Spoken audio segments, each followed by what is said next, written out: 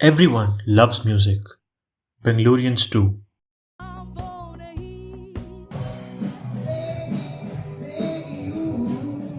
And they enjoy all kinds of music, whether it's classical, film, EDM, or hip hop. But how did so many genres of music find its way into the city?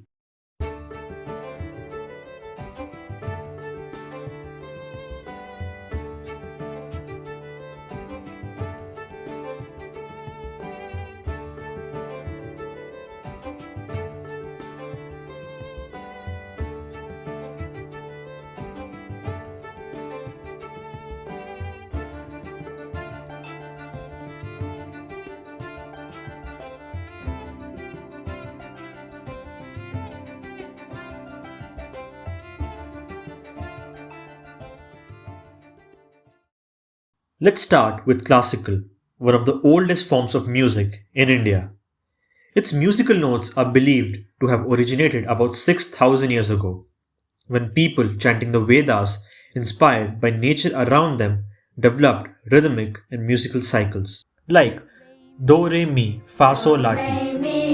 Do, re, mi, fa, sol, la, ti. Oh, let's see if I can make it easier. Indian classical music was built on the basis of notes Sa, Re, Ga, Ma, Pa, Da, Ni. The note Sa is believed to have originated from the sounds of a peacock, Re from that of a bull, Ga from that of a goat, Ma from that of a heron, Pa from that of a cuckoo, Da from that of a horse, and Ni from that of an elephant. Indian classical music later diverged into two types, namely Carnatic, which was majorly prevalent in the south, and Hindustani, that was popular in the north, and had Persian Islamic influences. Both forms of music can be traced back to Bharata's Natya Shastra in the 2nd century until they went on to develop separately from the 12th century onwards. While Hindustani music picked up in the royal courts of the north, Carnatic music mainly flourished in the Vijayanagara Empire in Karnataka. Classical music is still a passion and entertainment source for many people in Karnataka and Bengaluru. Classical music concerts have often taken place in theatres attended by enthusiasts. Various organizational programs have classical music performances to open the events. Musical performances don't stop at events or theatre performances. They also contribute massively to the film industries. Prominent languages of each state in India have their own film industries that act as the main pillars of music generation in India. This is unlike the West, where individual music artists are more popular and mainstream. The popular music of India is film music. Film music is the pop music. What is pop music in the West is film music over here. Most people associate popular music with film music. In Karnataka, the Kannada film industry, better known as Sandalwood, works hand in hand with the Kannada music industry to create music for their films. Similarly, the Hindi music industry is so closely associated with the Hindi film industry that now the word Bollywood denotes both this आज मेरे पास बिल्डिंगें हैं, property है, bank balance है, बंगला है, गाड़ी है, क्या है तुम्हारे पास? मेरे पास माँ है. and this.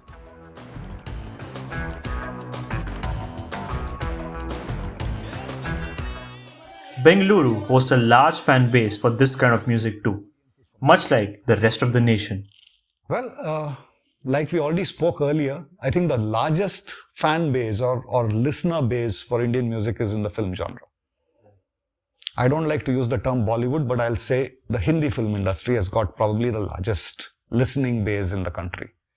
Then it is subsets of the film industry, South, and even your Bhojpuri music, your Bhojpuri films, your Bengali films, they all have their unique Malayalam films. Tamil is huge. So even Telugu, any regional language has its own fan base. Now these are the larger ones. Then will come the others. Your EDM and rock and indie is largely restricted to the metros, to the 4-5 big cities. EDM or electronic dance music has picked up its popularity in India through artists such as Nuclear, Law Stories, and Zayden. Hip hop, on the other hand, started when busking rappers along with stunt based dancers gave casual street side performances. Today, the rap element of hip hop music is attracting a larger audience to the genre in India. Various artists like Badshah and Divine have created a subgenre called Desi hip hop by making songs that have major mass appeal. Artists are also producing remix version of old hits using EDM and hip hop, especially in the Bollywood industry. But remixes have had a mixed response. Why are remixes done? Because there's an audience for it. And it's like a vicious circle, you know. You make something, they like it. You make more of it, they like it more. And you're right, the old R.D. Burman, Kishore Kumar songs are the most popular remix songs for the Indian EDM crowd. But that doesn't mean that it's bad. At least that music is brought to today's youth. Maybe some of them will go back and listen to the original and say, okay, oh, this sounds like a great song. Let me go and check out the original. At least that way. Otherwise, it will die with my generation. When an artist wants to remix a song, it's the artist's way of showing love to the song, you know. So sometimes you'll see a lot of beautiful remixes also coming out. The entire genre of hip hop, it thrives on sampling older songs and older jazz songs, older artists. You'll see Kanye West sampling a lot of, you know, old school jazz music. You'll see Eminem doing it a lot. You'll see Jay-Z doing it a lot. You'll see Drake doing it a lot. So I think if you're remixing a song, the artist should in fact feel privileged that, you know, somebody actually remixed their song. And artists love it when their songs are paid tributes to and, you know, paid homages to. It's a beautiful thing. Yeah.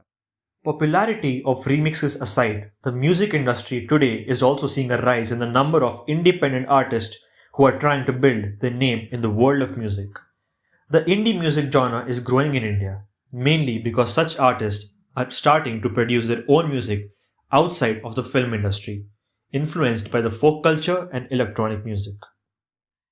And what I've noticed here is that Bangalore is very, very receptive to independent music. Like, they're really supportive of it. If you were to do the same thing in, let's say, a city like Guwahati, the place where I come from, the Northeast is like, it's flourishing with music, right? But at the same time, for a band to go there and tour actively and, you know, be appreciated for their original music, it's a tad bit tough. But in Bangalore, they're a lot more receptive because the crowd here is a bit more advanced for that. And Bangalore loves independent music. That's what I've noticed. Although independent artists have good reception, they and other growing artists have a hard time pursuing their passion. And just knowing music is not enough. You need a whole bunch of other skills as well. From communication to interpersonal skills, being familiar with technology, being familiar with how to use social media. Because for your music, you need an audience and you need to know how to attract an audience to your music. So all these things are really, really important. The time and effort that you put into it is expensive and the returns are not as much. Like, you can't expect to become a Grammy Award winning superstar the next day. Alright, so your returns will have to come in the form of love that you receive from people, the satisfaction that you get from playing music for people, you know, and just spreading good energy and good vibration. And in music, you do make money out of it when it becomes profitable in the long run, but before that, you're touching them emotionally, and that's such a beautiful thing, you know. Some institutions in Bengaluru offer training and support to upcoming artists. Octavium is one such institution. I didn't have a space to go and learn from. I just simply couldn't find the right kind of place or the right kind of teacher. So I felt that I should do something in that field, provide a space for both musicians and for students to come together and learn music. We also have a professional recording studio upstairs. That was primarily for our mentors and students, because people who teach here are musicians. If a musician has to go and record in a studio anywhere, they have to spend money. I don't want them to do that. So we've set up a professional recording studio for them to use. So my intention was to create a space for musicians to actually be themselves and teach with joy, so that knowing that whatever they want to do as musicians, the space is available for them. Across the city, various music schools help keep the culture alive and pass it on to the next generation. The Indian Music Experience Museum went one step further in doing just that, by creating India's first interactive digital music museum to help the younger generations understand and appreciate the Indian music. Then comes the main music museum, where we have covered all the genres of Indian music, right from contemporary to traditional, folk, to music of freedom struggle, Bollywood music, which we can never delete that or omit that from Indian music. There is history of recordings. You have seen the huge instruments gallery, and we have the memorabilia of all the Bharat Ratnas in our music museum. The music landscape in Bengaluru is constantly evolving, with more creative approaches to facilitate awareness. It will be interesting to see how far this skill develops in the city in the years to come. So no, whether it's music, art, or any of the softer aspect of things, the finer aspect of the art forms, there will always be people who want to learn it. It's never going to die. That's for sure.